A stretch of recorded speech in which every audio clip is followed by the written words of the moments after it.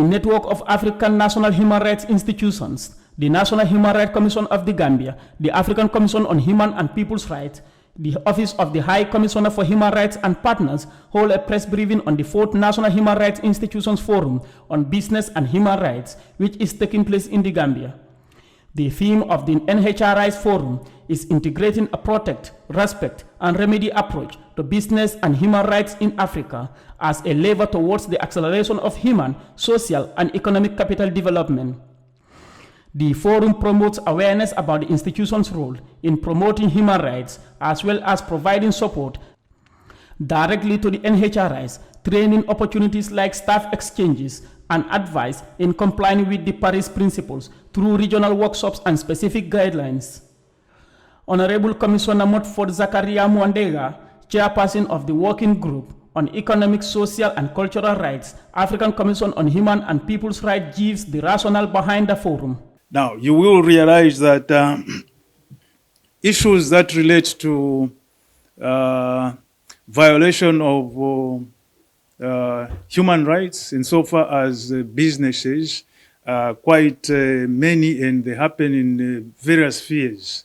In most cases, we usually concentrate mainly on issues to do with big corporations as being the culprits when it comes to violating the human rights in terms of business. But we shouldn't forget that even small-time businesses along the way also violate human rights in the process. So basically we are here to brainstorm on issues that relate to business and human rights violations with a view of learning from each other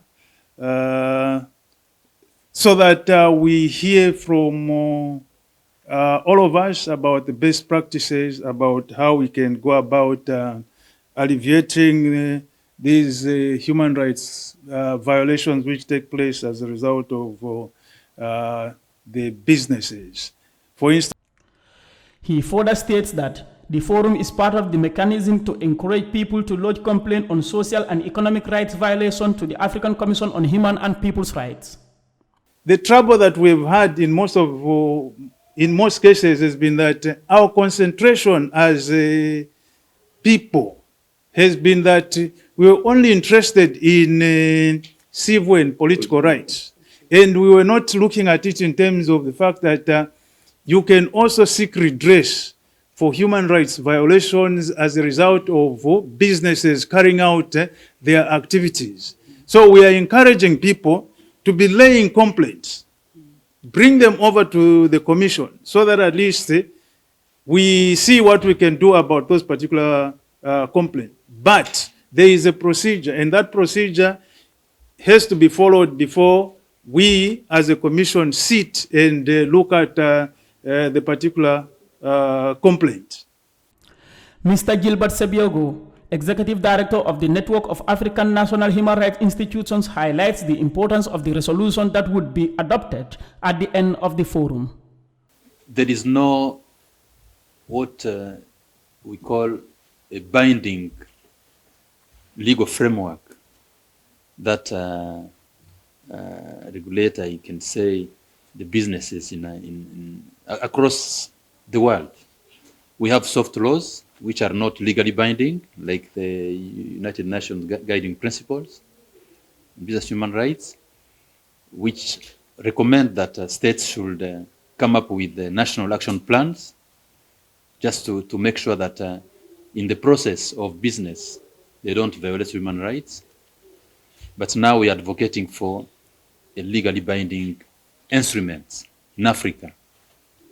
The resolution actually, of course, as Mr. Joff said, will advocate for national action plans, but of course, the passing on the adoption of legally binding instruments. Of course, the African Union has been drafting what we call the African Union policy on business human rights, which of course recommend an adoption of a law, a continental law that will actually regulate the business sector. So this is the resolution that will pass. Of course, will come also to emphasize the adoption of the legally binding instruments, as well as sensitizing and encouraging the state to come up and adopt national action plans. Meanwhile, Mr. Emmanuel Diouf, chairman of the National Human Rights Commission of the Gambia, says people's focus has been on civil and political rights violations. That's why the forum is focusing on social and economic rights across Africa. I think it's important to note, I think for journalists mainly, when we talk about human rights, it has always been the traditional human rights issues, civil and political rights. But of course, this is dealing with social, economic rights, the right to a clean environment. This is the kind of rights that usually we don't talk about, especially at the level of our country, Gambia. But of course, it is very important.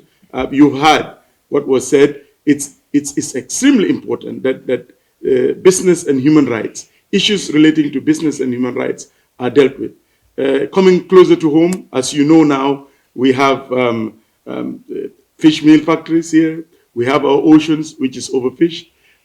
We had incident in 2018, the Farababanta Commission, because of mining, sand mining. So these are issues that impact on our daily lives, businesses. But these are issues also that we usually do not talk about. And this forum is going to address these issues, just to give context to all these things.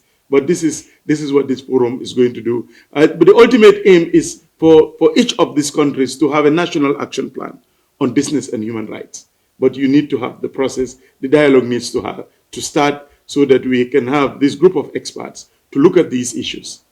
Data on complaints lodged at the national human rights institutions in Africa revealed that gender-based discrimination was the most reported matter at 60%, while poor pay and safe working conditions ranked 58% and 45% respectively. Data collected on business and human rights covered 2014 to 2021, while information on sustainable ozone focused on 2016 to 2021 in line with the Sustainable Development Goals. Reporting for Kerr, Fatou, I am Landin Cisse.